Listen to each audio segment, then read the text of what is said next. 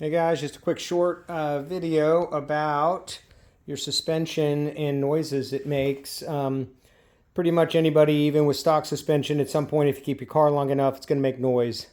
With aftermarket parts, generally speaking, it's going to make more noise because you're using different bushing materials and different things like that. So one thing I've found that works really well to shut mine up if it's squeaking or making noise is just, doesn't have to be this blaster brand. It's whatever. It's just silicone lubricant. And so, a lot of times with aftermarket parts like coilovers or suspension components like control arm, polyurethane bushings are popular.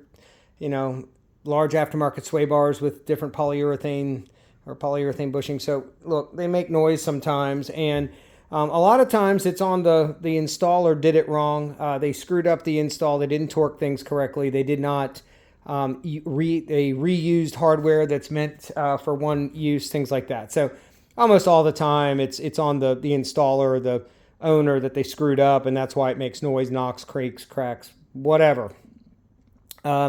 I will tell you, my car's been incredibly quiet over the years with all the aftermarket crap I have on it, but the other day it was squeaking a little bit over certain bumps, and those bumps were kind of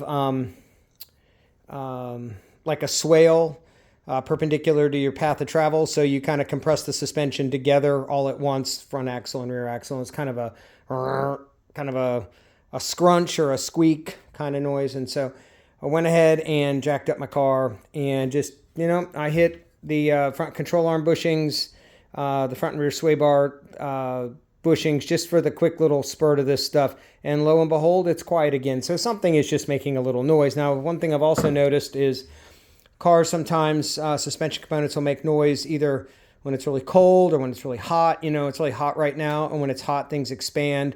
And sometimes it'll be a little noisier. So, my car's 6 years old. It's got 100,000 miles on it.